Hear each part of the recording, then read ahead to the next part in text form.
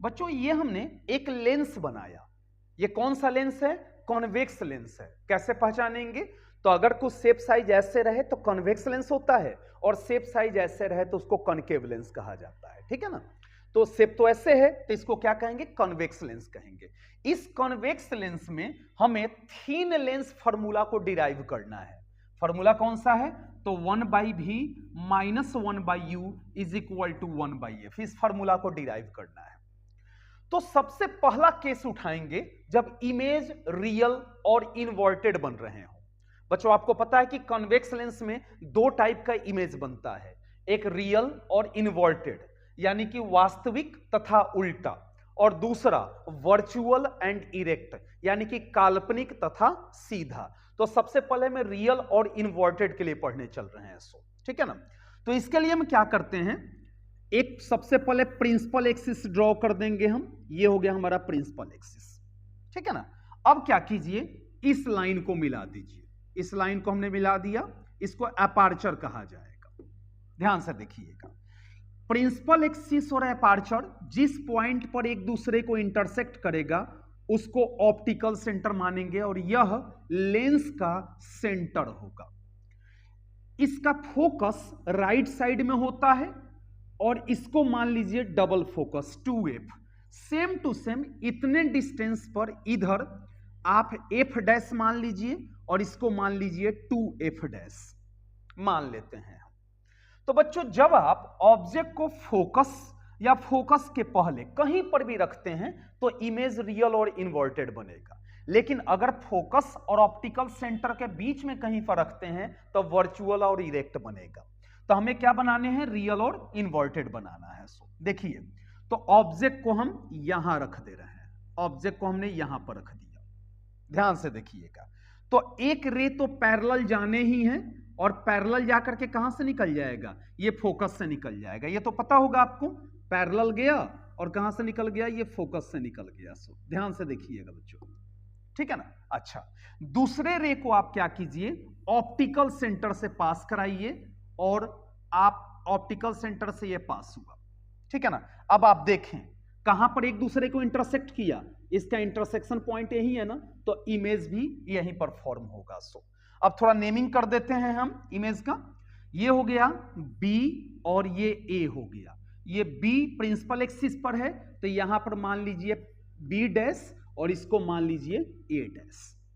अब आपको क्या करने हैं कि इसमें आपको दो ट्रेंगल ढूंढने हैं जिसको सिमिलर किया जा सके, और उसी सिमिलैरिटी के नियम से हम इस फॉर्मूला को डिराइव करेंगे। सो सबसे पहले लिख लें कि कौन कौन क्या क्या है। सो जहां पर ऑब्जेक्ट रखा जाता है वहां से ऑप्टिकल सेंटर का जो डिस्टेंस होता है, ठीक है ना, यानी कि यहां पर लिख देते हैं BO।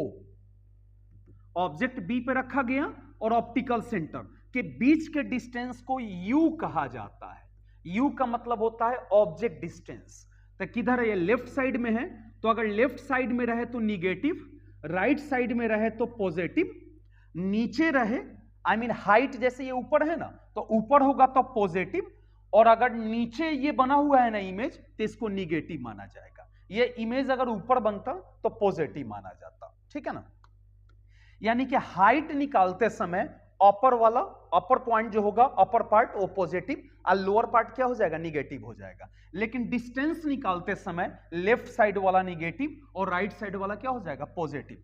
तो ऑब्जेक्ट तो यहां रखा गया है, किधर? लेफ्ट साइड में, तो ये माइनस में हो जाएगा। इमेज किधर बना? राइट साइड में इमेज बना। कहां पर? B डैश पर। तब B डैश से O, यानी कि B डैश से O का जो दूरी होगा उसको प्लस भी कहेंगे। क्यों? क्योंकि राइट साइड में है इसलिए प्लस रहा, अगर लेफ्ट रहता तो ये भी माइनस रहता। अच्छा, इसका ओरिजिनल फोकस किधर होता है? राइट साइड में होता है, तो राइट साइड वाले तो पॉजिटिव होंगे, यानी कि O से F प्लस F होगा। सो O से F का जो डिस्टेंस होगा उसको प्लस F मानेंगे। अच्छा, उसी तरह से AB जो होगा वो होगा HO, ऊपर है तो प्लस में, और A डैश B डैश जो होगा उसको HI कहेंगे, नीचे है तो उसको माइनस में माना जाएगा। अब आपको क्या करने हैं कि दो ट्रेंगल ढूंढने हैं। कौन कौन सा ट्रेंगल ढूंढते हैं हम लोग? देखिए, इन ट्रेंगल, यहां देखिएगा ट्रेंगल उठाते हैं ABO, ध्यान से देखिएगा, in triangle ABO and triangle, अब उधर चलिए A डैश B डैश और O, दो ट्रेंगल मिला ना, ABO, एक ये वाला ट्रेंगल, एक A dash B dash O, एक ये वाला ट्रेंगल मिला, A dash B dash O। अब इसमें ढूंढते हैं, कम से कम दो एंगल ढूंढिए ताकि वो सिमिलर हो सके। दो एंगल ढूंढ लीजिएगा, थर्ड एंगल ऑटोमेटिक इक्वल हो जाएंगे।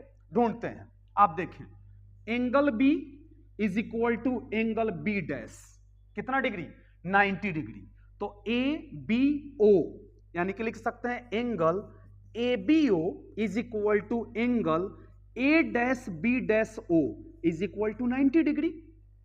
अच्छा, अब आप देखें ABO फिर A dash B dash O दोनों में है ना, तो लिख सकते हैं एंगल AOB यानी कि angle AOB is equal to angle A dash O B dash, angle A dash O B dash, ठीक है ना। तो दो एंगल मिल गए, ये भी एंगल मिला और ये भी एंगल मिला।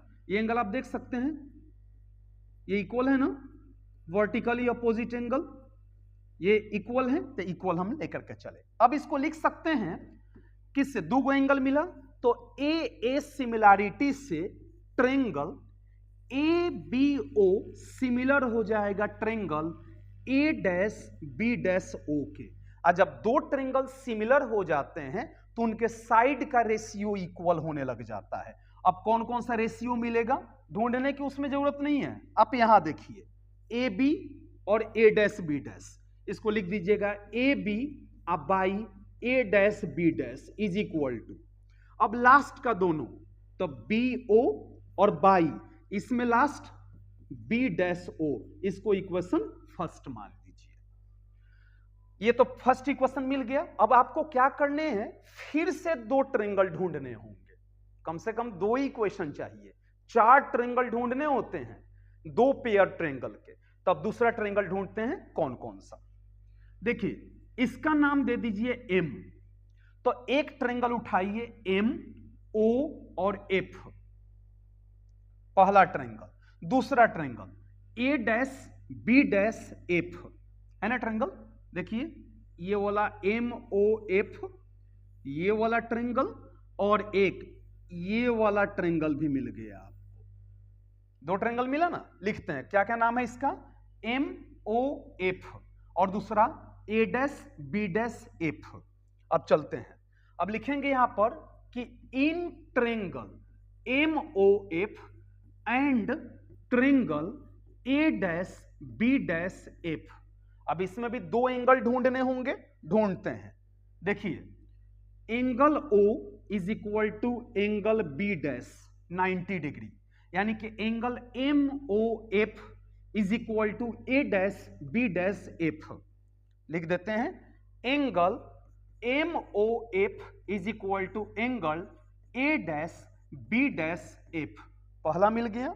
दूसरा ये F दोनों में है ना, यहां आप देख सकते हैं, है ना, यानी कि angle A dash F B dash और दूसरा MFO, तो अब मिलेगा angle MFO is equal to angle, आप देखें MFO और A dash F B dash, यानी कि A dash F B dash, दो एंगल मिले, ये भी एंगल और ये भी एंगल मिला।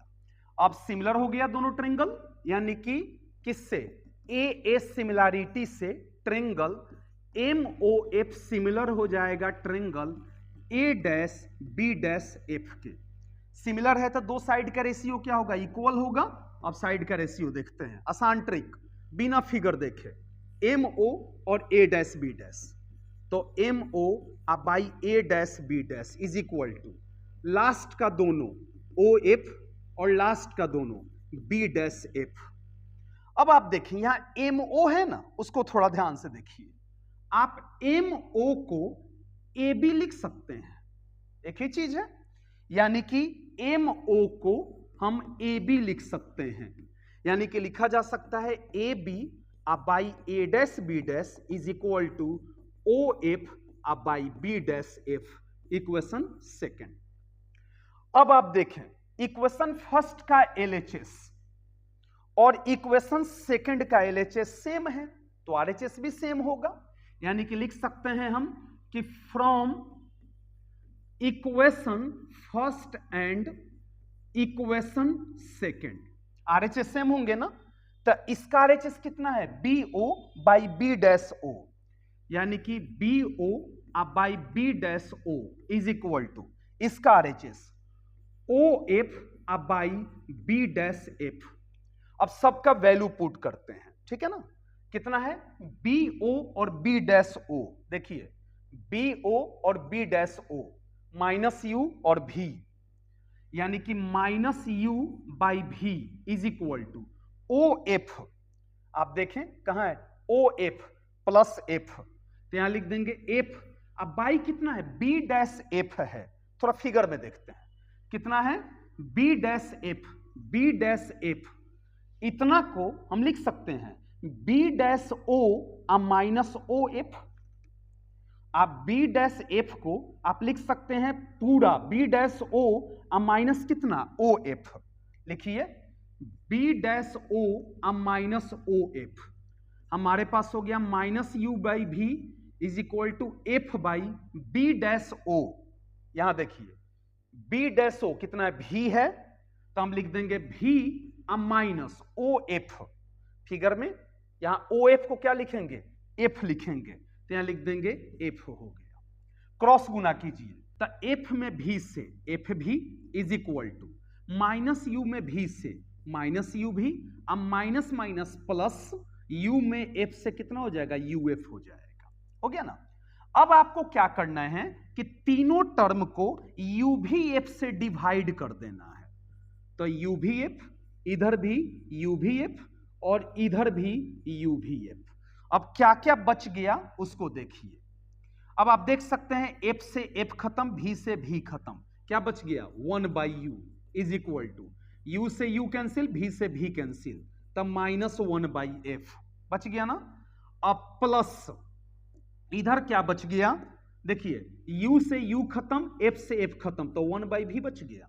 अब u को उधर भेजिए और f को इधर बुलाइए, तो माइनस है तो इधर आके क्या हो जाएगा प्लस हो गया, u को उधर हमने भेजा तो माइनस में हो जाएगा, देखिए फॉर्मूला मिल गया 1 by V 1 by U is equal to 1 by F, derive हो गया।